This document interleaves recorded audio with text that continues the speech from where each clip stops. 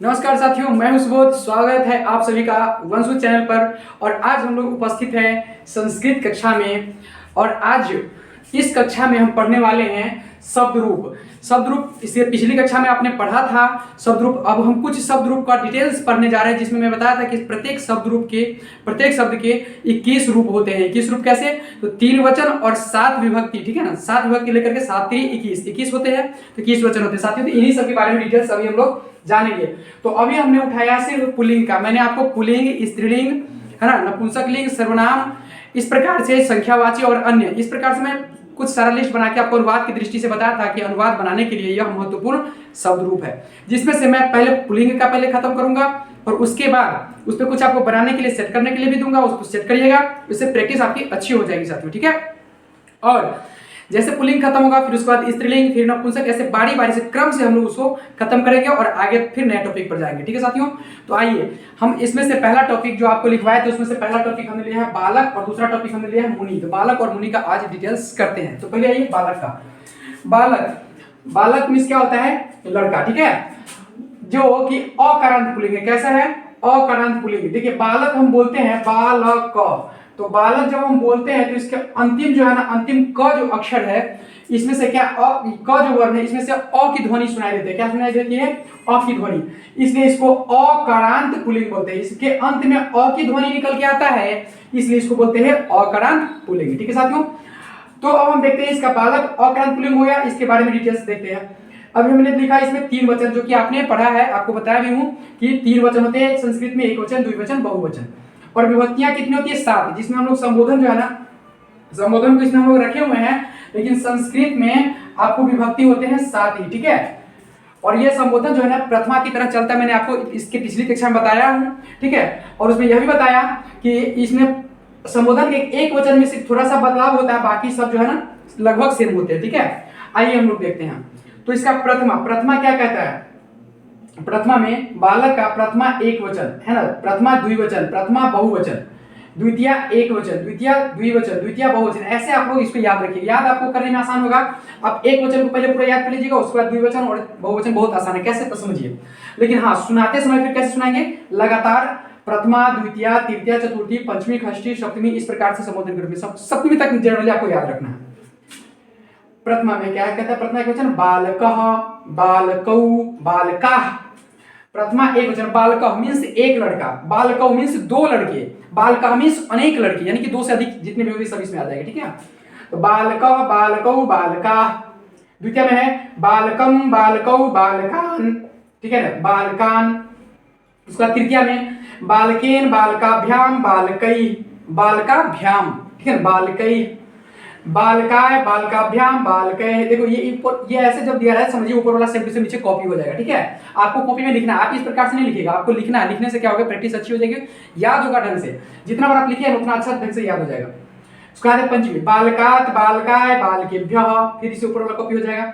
षष्ठी में बालकस्य, बालकयोः, बालकानां, बालके, बालकयोः, बालकेषु। आपको इतना याद निश्चित रूप से रखना है। और संबोधन भी याद रख सकते हैं, कहीं कहीं काम आ जाता है, जैसे कि हे बालक, हे बालकौ, हे बालका। देखिए बालकौ, यहाँ भी बालकौ, बालका यहाँ भी बालका, लेकिन यहाँ पे देखिए तो यहाँ पे बालक है, ठीक है ना, और यहाँ पे क्या है? बालक है। मैं बताया ना, थोड़ा सा परिवर्तन कभी कभी होता है, कभी कभी नहीं भी होता है, ठीक है। तो यहाँ पे हो रहा है। आप इसको याद कैसे रखेंगे? बार बार इसको पढ़ेंगे। कैसे? बालकः, बालकौ, बालकाः, बालकम, बालकौ, बालकान, बालकेन, बालकाभ्याम, बालकैः, बालकाय, बालकाभ्याम, बालकेभ्यः, बालकात्, बालकाभ्याम, बालकेभ्यः, बालकस्य, बालकयोः, बालकानां, बालके, बालकयोः, बालकेषु, हे बालक, हे बालकौ, हे बालकाः। ठीक है, इस प्रकार से आपको याद रखना साथियों, ठीक है। इसके बहुत सारे काम आएंगे, अनुवाद बनाने में भी आएंगे, और आपको इस प्रकार से सब यदि याद रहता है तो आपको जगह जगह पे संस्कृत में काम आने वाले, किताबों में भी काम आएंगे, ठीक है साथियों। इसको ढंग से याद कर लीजिएगा। और इस पे सेट कौन सा हो सकता है? ये सभी देखिए, ये सभी शब्द देख रहे हैं, ये सभी के शब्द की जो दिख रहा है आपको, ये सब सारे के सारे शब्द इस शब्द रूप पर सेट हो सकते हैं, क्योंकि सबको पढ़िएगा तो अंत में अ निकल के आता है। क्या निकल के आता है? अ। देव में क्या आ रहा है? अ। वृक्ष में भी अ। गज में भी अंत में क्या निकलता है? अ। अश्व अ। नर अ। ये कैसा है? सभी अकारांत पुल्लिंग है, अकारांत शब्द है और प्लस में पुल्लिंग है। कैसा है? पुल्लिंग। तो जितने भी अकारांत पुल्लिंग होंगे सब बालक की तरह अकारांत पुल्लिंग, जो बालक जैसे अकारांत पुल्लिंग है, सब इसी पर सेट हो जाएंगे, जैसे है ना, एकदम इसी प्रकार से सेट होते चले जाएंगे। कैसे होंगे? देख सेट। तो जैसे कि यहाँ पे हम लोग देव को सेट करके देखते हैं, किसको, एक हम इसमें देव लेते हैं, कौन सा, यह देव, देव को इसमें सेट करके आपको बताते हैं, सुन देखते चलिएगा। देव है ना, जैसे बालक है तो बालक, तो देव है तो क्या हो जाएगा, देव, बालक है बालकौ, देव है तो क्या हो जाएगा, देवौ। इसी प्रकार से सबको सेट कर सकते हैं। यहाँ पे क्या हो जाएगा, देवः देवौ देवाः, देवं देवौ देवान्, देवेन देवाभ्याम देवैः, देवाय देवाभ्याम देवेभ्यः, देवात् देवाभ्याम देवेभ्यः, देवस्य देवयोः देवानां, देवे देवयोः देवेषु, हे देव हे देवौ हे देवाः। ठीक है, इस प्रकार से कर सकते हैं, करना है। ठीक है, करना है। मैं एक बार फिर से बता देता हूं आपको, अगर गड़बड़ हो जाएगा तो आप पीछे वीडियो को जो है थोड़ा सा पीछे करके देख लीजिएगा, ठीक है, और पुनः लिखिएगा। अगर गड़बड़ होगा तो सुनिएगा मेरी आवाज को गौर से। यहाँ पे हम इस पर सेट कर रहे हैं किसको, देव को, बालक तो ही हैं, हम इस पे सेट कर रहे हैं देव को। ठीक है, देखिएगा, देवः देवौ देवाः, देवं देवौ देवान्, देवेन देवाभ्याम देवैः, देवाय देवाभ्याम देवेभ्यः, देवात् देवाभ्याम देवेभ्यः, देवस्य देवयोः देवानां, देवे देवयोः देवेषु, हे देव हे देवौ हे देवाः। ठीक है, अब इस सब के अंत का जो प्रत्यय जुड़ता है ना, प्रत्यय, उस प्रत्यय को सब में जोड़ते चले जाना साथियों। ठीक है, प्रत्यय मतलब कौन, जो अंतिम शब्दांश जो होते हैं ना, वो प्रत्यय है। इस देव के आगे देव पूरा अक्षर लिख देना, जैसे बालक लिखा हुआ पूरा बालक लिख के विसर्ग लगा देते, यहाँ पे देव लिख के विसर्ग लगा दीजिए। बालक लिख के उस पर अ लगा दिया, तो अभी देव लिख के उस पर अ लगा दीजिए, अ की मात्रा दे दीजिए। ठीक है ना, फिर बालक लिख के उस पर आह लगा दिया, इसमें भी देव लिख के आपको क्या करना है, आह लगा देना है, तो बन जाएगा देवा। बालक लिख के म हलंत लगा दिया, उसे देव लिख के म हलंत लगा दीजिए।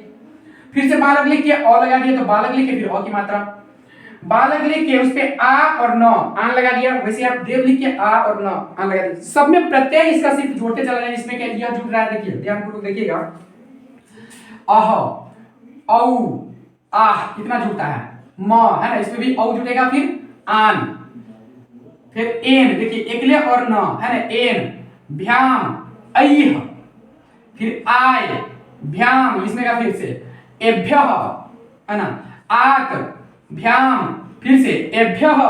ठीक है, अस्य स्य, इसमें जुड़ेगा क्या, स्य, यो नाम, इसमें सिर्फ ए जुड़ रहा है, ए, फिर इसमें भी यो एसु।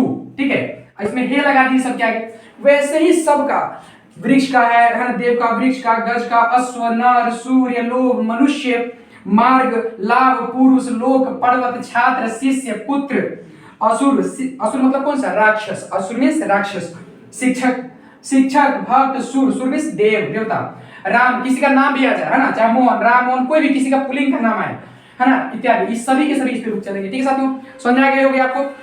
आपको क्या करना है, इसमें प्रैक्टिस, इन सबका प्रैक्टिस एक एक बार जरूर लिखना है, कम से कम एक एक बार आपको जरूर लिखना है। वैसे जितनी बार आप ज्यादा लिखेगा उतना ही ज्यादा आपको अच्छे से कॉन्सेप्ट बिल्डअप होते चला जाएगा। ठीक है, कम से कम एक एक बार इन सभी धातुओं, सभी शब्द रूप को है ना, सभी शब्द को आपको इसमें रूप चलाना है। अब हम लोग देखते हैं मुनि।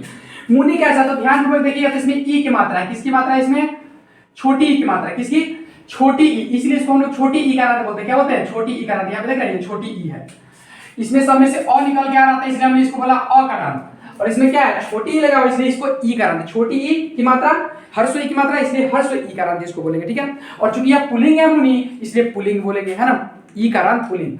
अब जितने भी ई का नाम पुल्लिंग होगा, जैसे ही बालक अ का नाम पुल्लिंग पूरा इसमें सेट हो रहा था, वैसे ही जितने भी ई का नाम पुल्लिंग है नीचे लिखा हुआ है, ये सब के सब किस पे सेट होंगे, मुनि पर सेट होंगे। कैसे, तो देखिए मुनि को हम लोग करते हैं पहले से, यहाँ पे प्रथमा में है ना, मुनि, मुनि मुनयः, कैसे पढ़ेंगे, फिर से मुनि, मुनि मुनयः, मुनिम, मुनि है ना, मुनिम, मुनि, मुनीन, मुनिना मुनिभ्याम मुनिभिः, मुनये मुनिभ्याम मुनिभ्यः, मुने, मुने कैसे पढ़ेंगे, मुने, मुनिभ्याम मुनिभ्यः, मुने मुन्यो मुनीनाम, मुनौ मुन्यो मुनीषु, हे मुने हे मुनि हे मुनयः। आपको जनरली सप्तमी तक याद रखना है। कहां तक याद रखना है, सप्तमी तक आपको याद रखना है। नीचे अगर नहीं याद है तो इसके अनुसार आप इसको थोड़ा सा बदल के चला सकते हैं, खाली प्रथमा में याद रखना होगा, बदलता है। ठीक है, लेकिन फिर भी अगर याद है तो और अच्छी बात है, करना है, लेकिन इसको कम से कम बहुत बढ़िया से याद रखिएगा। फिर से इसको पढ़ते हैं, मुनि, मुनि मुनयः, मुनि, मुनि मुनीन, मुनिना मुनिभ्याम मुनिभिः, मुनये मुनिभ्याम मुनिभ्यः, मुने मुनिभ्याम मुनिभ्यः, मुने मुन्यो मुनीनाम, मुनौ मुन्यो मुनीषु, हे मुने हे मुनि हे मुनयः। ठीक है, इस प्रकार से आपको ऋषि का, हरि का, कवि का, रवि का, गिरी, राष्ट्रपति, रश्मि, कृषि, कृमि, है ना, कृमि इसको कृषि लिखते हूं, कृमि होगा कृषि कर देता हूं इसको, इसको ज्यादा लिखना आपको कृषि। ठीक है, कृषि, बलि, पानी, नरपति इत्यादि, ये सब के सब, इस पानी का होता है हाथ पानी, जैसे ना बोलते हैं वीणा पानी, माँ सरस्वती को क्या कहा जाता है, वीणा पानी। वीणा मतलब वीणा आप जानते हैं, उसको वायलिन जो बजाने वाला वाद्य यंत्र है वीणा, और पानी मतलब हाथ में, हाथ में है ना, तो जिसके हाथ में वीणा उसको वीणा पानी कहते हैं। चक्र पानी, विष्णु को कहा जाता है क्या, चक्र पानी, जिसके हाथ में यानी पानी में चक्र हो उसको चक्र पानी कहते हैं। ये पानी मतलब हाथ। ठीक है, तो इस प्रकार से आपको कुछ यहाँ पे शब्द लिखे हुए हैं, इन सब को इस मुनि पर सेट करना, ये आपका टास्क रहेगा। ठीक है साथियों, तो इस प्रकार से आप अपने टास्क को पूरा करेंगे, और देखिएगा जितनी ज्यादा आप इसको बनाएंगे ना, उतना ही ज्यादा आपको कॉन्सेप्ट एकदम क्लियर होते चला जाएगा कि भाई क्या सबका बस क्या करना है। जैसे मुनि के जगह पर बस हरि को, कृषि को, रवि को, है ना, ऋषि को, सबको जोड़ते जाना है। प्रत्यय वही रहेगा, सिर्फ शब्द को हटाना है। शब्द हटाएंगे, प्रत्यय जोड़ते जाएंगे, मजा आ जाएगा एकदम बढ़िया से आपको बनाने में, और इतना मजा आएगा मन करे सर थोड़ा और दे दीजिए और थोड़ा होमवर्क करते, लेकिन नहीं, इसके आगे इस प्रकार से आप समझ जाइए कि आपको समझना है। इस प्रकार से जो भी आएंगे इसके आगे का भी हम लोग इस प्रकार से जो आएगा उसको बना लेंगे।